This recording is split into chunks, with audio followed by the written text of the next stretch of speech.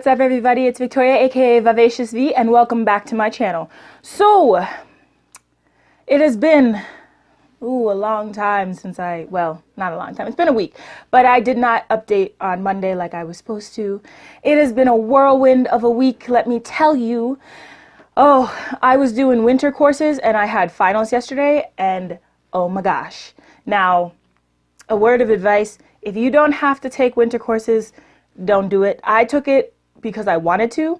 I wanted to take courses that I didn't want to take for like the long semester and get them out of the way, but it was a little stressful. My books came in late and then it kind of put me behind the whole time. It put me behind and I had to work really hard to stay up to date. So if you don't have to do it, don't do it. If you want to do it, only take one because I took 3 and that was a lot. Originally I was going to take 4, but then I dropped it down to 3 because my books came so late. So now that that's out of the way, this is my celebratory video. Yay! They're over. Oh my gosh. And I go back to school on Tuesday. Yay. Oh God. I would just like this vacation to continue on and never stop, unless it involves me traveling overseas. Which, by the way, da-da-da, I got my classes that I wanted to take in South Korea. I got them cleared. So now we get into the fun stuff. I am planning to take a trip to South Korea over this summer. I am hoping to attend Hanyang University in Seoul during the months of June and July. It starts June 29th and goes to July 29th. It's basically like a 3-week kind of intensive summer program. I know I just said don't take classes over winter, but this is going to be fun. There's like fun activities involved in it and like you get to travel, and plus I've never been, well, I've been to Korea, but I was only there over on a layover, so like I didn't get to see anything. So I'm super excited because I get to go and I'll be able to experience like Seoul and all the wonderful, I mean, just who wouldn't want to go? Plus it's going to be right after the Olympics, so it's going to be like really cool. There's going to be probably lots of talk about it, maybe even though it's a few months later. Oh well. But the classes that I decided to take were Korean language, first level. I wanted to take international business for my major and traditional Korean fan dance, which sounds so nice and like so much fun. And it'll also help me with my dance minor that I am pursuing. So, whoop, all of those things have been cleared by my school, so I'm super excited. I think that this is going to be great now that all that comes in is me applying, sending in my application for the school, paying the fees, paying the tuition, getting my visa, booking a ticket, and when school ends, getting my butt over there. Yes. Okay. So let's go through a quick run through on how to do a study abroad. I will do more videos on this with more detail. I'll like segment and focus on like specific things. But firstly, I'm going to say, to do a study abroad, you need to, 1, choose where you're going to go. Actually, no, that's number 2. Number 1, you need to decide if you want to go on a study abroad and for how long, okay? Because there's different levels of study abroad. Like the summer one that I'm doing is about 3 weeks. It's pretty short. There's also a winter one that I want to do at the same school. That's 2.5. No, it's about 3 weeks. It starts on December 26th and goes to January 12th, which is actually the same length as my intersession course. There's also a semester long, so you can go for an entire semester, winter or spring, or fall or spring. And then there's a whole year semester where you can start in the fall and go to the spring until you do 2 semesters there, or however your school works it out until your year is over. And then you come back, over the summer, and then you continue your school in your home college or home university the next year. I chose to start with a summer trip because, well, first of all, I'm not in school, so I'm not missing any kind of college experiences at my college, which is one of the reasons that I wanted to go there. So it's nice because I get to experience, what it's like to be a college student in another school without missing out on my personal college experience here. Because I honestly don't do much over the summer. I, work like a lot of college students, and then I sit at home and play Rock Band. because it's fun, and I swim because I have a pool. Not very exciting. I hang out with my family a lot. I'm boring, but but the second step is then to choose the school that you want to go to. So I chose Hanyang University because I wanted to go to South Korea. So very important is if you are choosing your school, you want to choose a location. So going to a school is great. You can look at any school in the world. You could look at I believe there are a number of American schools who also have locations overseas. So you could look at one of those schools and say, hey, I want to go here. Do you have any overseas locations? And once you figure out like which school you want to go to, you can look at the location and say, okay, I want to go here. Me, I did it the other way around. I really wanted to go to South Korea, so I just picked a school in South Korea. And it's not something that like I didn't pick an American school or anything. I chose a Korean school that teaches English classes and has like a very broad international range of international students, so that I am not, the only one. Because when I lived in Malaysia for a year, I was the only American student in my school. It wasn't really awkward in terms of like skin color or anything, because we were all like really mixed up, but I was the only one with an American accent. So, I was fine, but it was interesting. Like everybody knew who I was. Like I was the American. Like there was one American girl. That was me. So after you choose if you want to go and your location and your school, I guess that's 3 steps. You want to choose your classes. So you want to go into you want to search their school program, and you want to find out, what do they offer? Do they offer things in your major? Are you just taking them for fun? Because I wanted something that was fun, but also had to do with my major or my minors. So my major class is international business for my entrepreneurship major, but also for my international studies minor. My minor is the Korean fan dance class, which is for my dance minor. And then I'm taking Korean language for fun. I'm also taking Korean fan dance because it sounds like it's really, really fun. But I mean, the language class actually doesn't have much to do with my courses, except I could use it for my international studies minor, even though I don't need it. But I wanted to take it anyway because I like learning languages. So after you should look around in the school's website, especially like definitely check out their website, look at the school's program, like see what they offer, find out their classes, definitely find out the price, okay? And like these are things that you want to have like a notebook when you're sitting down doing this, because it's important and you don't want to forget the details. So when I went to sit down to pick a school, I literally had a book. Like I went to the store and got my butt a really pretty sparkly composition book, because no one's going to look at it except me. And I designated this specific book for my study abroad trip. So like anything that has to do with study abroad, I will be using this book to plan everything. It has all my details in it, like everything that I possibly need. I will, in another video, when I like talk about the book and sequencing, I'm going to like show you the actual book. But for now, this is just me telling you what's up. So you want to have a book and you want to write down all the important details. So location, the length, when your study abroad is going to happen. So my specific one, I wanted one in the summer. You have to look at the dates and make sure that it doesn't end when your schooling is starting back home. So mine ends on July 29th, which gives me about 3.5 weeks once I get home to like kind of relax and situate myself back in America. And then I'll go to school starting August, late August.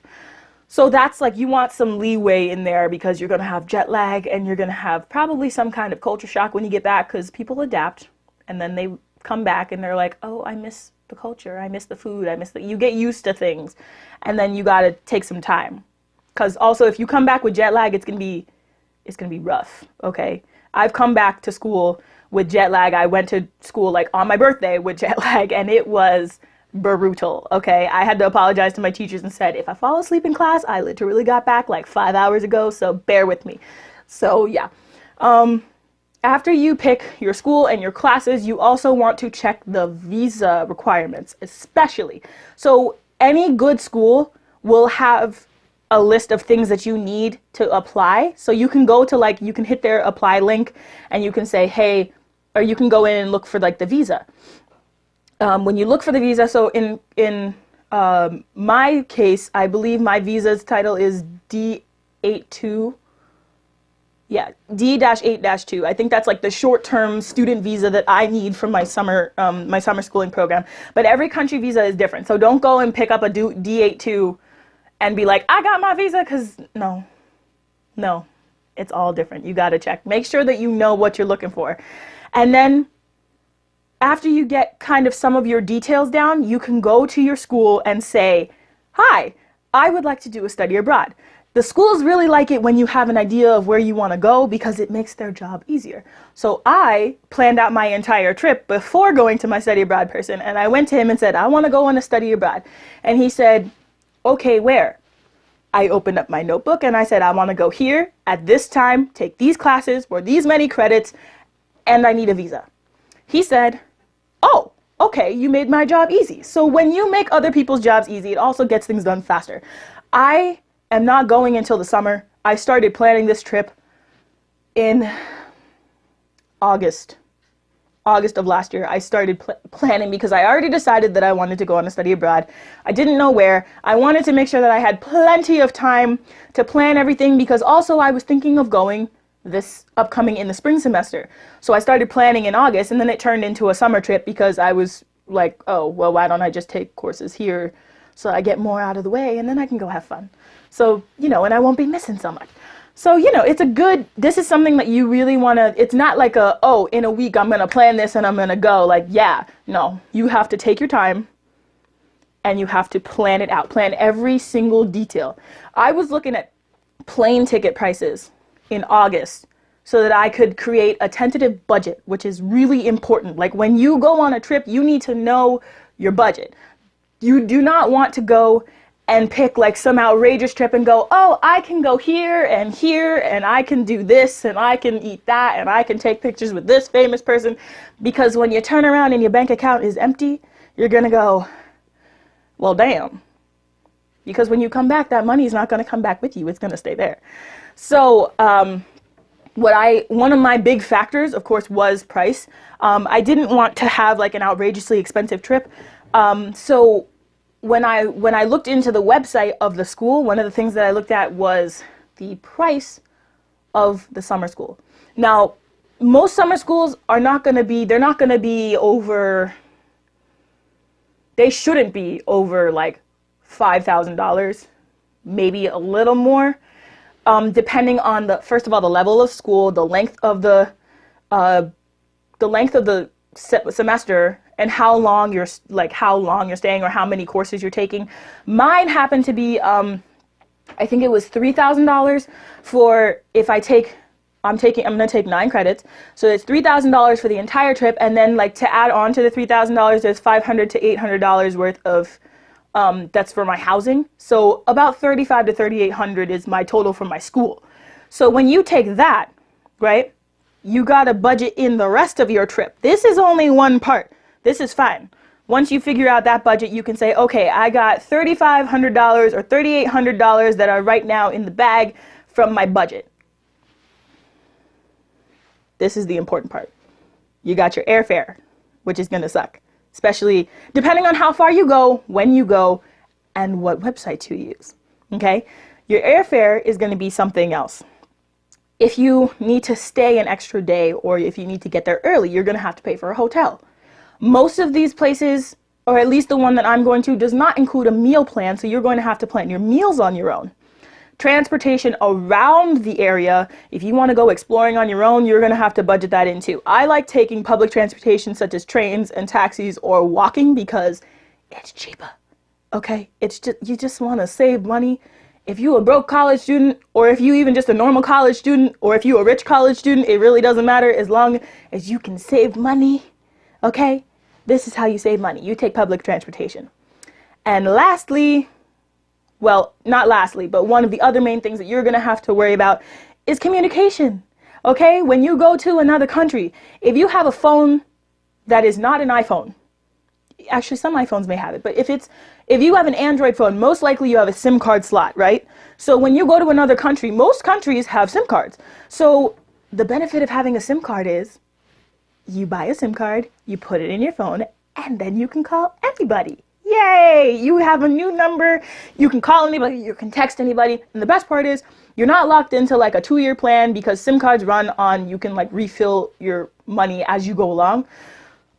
Depending on which country you're in. I'm basing the SIM card system that in Malaysia. That's my like kind of mindset. You can reload money. You can load data now, which is like kind of a newer thing coming up in SIM cards, which is bless, praise, thank you. Because when you run out the Wi-Fi, like data is your friend. But you gotta be wary of that, because if you're using data all the time, you're gonna run up your bill and then you're gonna run out of money again. So SIM cards are another thing. Then you need to factor in all the fun stuff you want to do. So where do you want to go to like a special restaurant that you heard about? Did you do research? Do you want to go to a special event like an amusement park, or do you want to go to a show, or do you want to go and see a concert or anything like that? You got to make sure you plan in money for that. You also need visa money. This one is extremely, extremely important, okay? Visas are not always expensive, but they do range in price. So if you are making yourself an entire budget, the visa is going to come out first, okay? So you're going to have your tuition come out, any fees for the application of the tuition or anything like that. Then you're going to have your visa, because your visa has to be done before you leave. Then you're going to book your plane ticket. So you're going to go small to medium, or sorry, big fee, and then like small to medium, and then big fee again because your plane ticket. And then once you get over there, it's going to be like kind of medium to small fees unless you choose something substantial. So definitely always budget in for a visa. It's very, very important.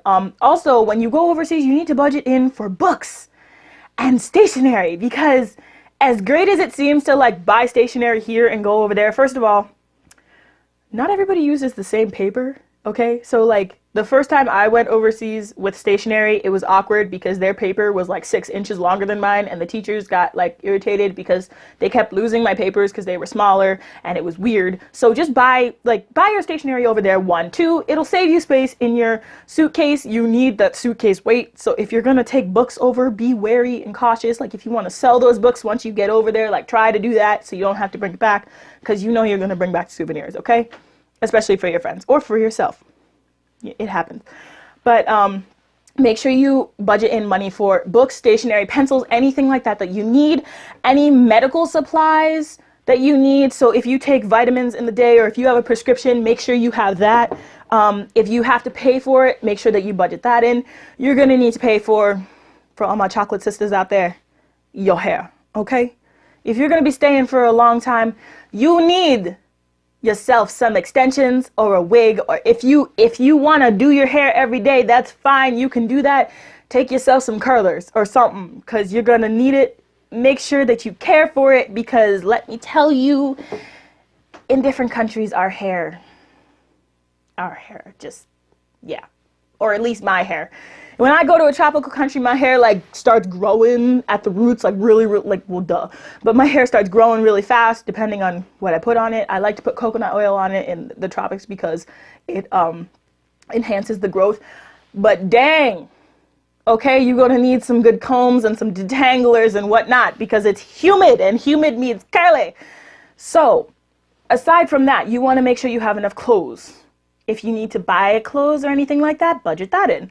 If you need to buy skincare, like moi, I like my skincare, okay? I particularly, I love my skincare. Like I said, I will do a skincare video in the future. Skincare for me is not a problem because I am going to Korea, which is like the land of skincare systems. Like really, that's where I got all my skincare products from anyway. So I'll just pick them up while I'm over there. Yay, bonus. What else do you need? You probably need some kind of mad money. You know, like when you just need some extra, make sure you take like $200 of extra, like just extra cash. Like have like an emergency cash fund with you, like maybe about $200, depending on the currency exchange. You could take more, you could take less. It also depends on how long you're staying there. It's up to you. But I like to take, you know, at least $100 in emergency cash. You got to make sure that you have all these funds in your budget, okay? So for me, personally, I'm trying to make my budget around $7,000 or $8,000, okay? If you include my I say 38 because I always round up. Also, when you're budgeting, round up to the most expensive thing because then you'll discover how much you can chop off here and there. Okay? So like when I said that my housing was 500 to 800, I immediately chose the 800 because I don't know which one I'm going to end up paying for because it depends on when I apply and what they have left. So my tuition is 3,000 set plus the 800. So 3,800 already. And what did I say? 8,000? So that's 30 minus 3,800. So whatever's left has to account for all the rest of the stuff that I just mentioned. Yeah, it's going to be fun. So the other thing I would definitely suggest if you are going to go abroad is look for scholarships. Schools have a tendency to give away scholarships.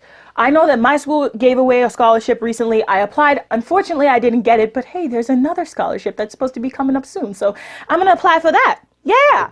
So the benefit to this is you can use your scholarship on big things. Like, obviously, I'm not going to use my scholarship on souvenirs and stuff because that's, first of all, that's just rude. And second of all, scholarships are meant for scholars, duh. So you use your scholarship on things that you need, like you really need to get to your place of scholarly learning. AKA, if I get my other scholarship, I will use it on my airfare. Yay.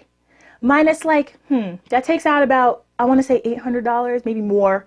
It depends on when you go. So I've seen tickets also, yeah, this is really important. Like airfare tickets can go from like $500 to like $2,000. You want to stay away from the really expensive ones, okay?